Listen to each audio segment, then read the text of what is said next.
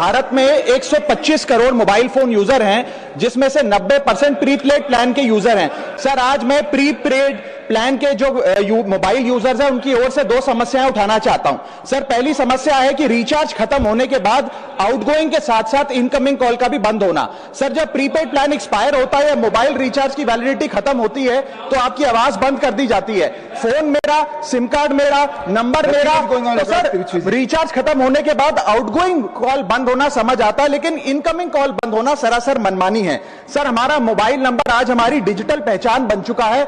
Essential communication जैसे कि UPI payment, banking, OTP, train ticket OTP, PAN Aadhaar authentication, interview का call, hospital का call, मां बाप का गांव से कॉल, तमाम चीजें इनकमिंग कॉल और इनकमिंग एसएमएस से आती है और वो इसलिए बंद कर दिया जाता है कि इंसान एक रिचार्ज कराना भूल गया।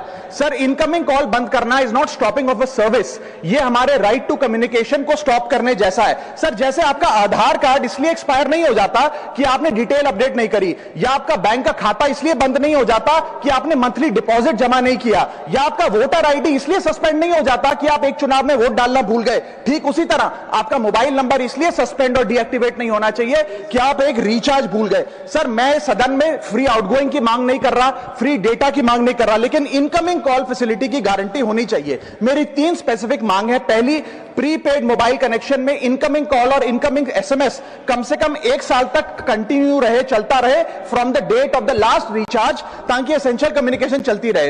दूसरी, deactivation of the mobile number after 3 years. ऐसा ना हो कि आपका मोबाइल नंबर किसी को आपका मोबाइल नंबर बंद करके किसी और को अलॉट कर दिया जाए। कम से कम 3 साल का ग्रेस पीरियड देना चाहिए from the date of the last recharge. And third demand, mobile operator should introduce a low cost incoming only plan. वो लोग जो सिर्फ इनकमिंग के लिए फोन रखते हैं उनके लिए, जैसे कि 10 रुपए में 180 दिन की इनकमिंग कॉल की फैसिलिटी, इस प्रकार की स्कीम्स मोबाइल ऑपरेटर को लानी चाहिए। दूसरी समस्या जो प्रीपेड कस्टमर्स फेस करते हैं वो है टेलीकॉम ऑपरेटर का 28 दिन का मंथली रिचार्ज। साल में सर महीने 12 होते हैं, लेकिन 28 दिन की रिचार्ज के माध्यम से 13 टाइम्स रिचार्ज कराना पड़ता है। कैसे सर? 28 दिन into 13 times is equal to 364 days. ये एक बड़ी क्लेवर स्ट्रैटेजी है, जिसके चलते आपको फीलिंग 30 दिन की देते हैं, लेकिन आपसे डीलिंग 28 दिन की करते हैं। सर, दुनिया में हर जगह बिलिंग साइकिल कैलेंडर मंथ के हिसाब से होती है,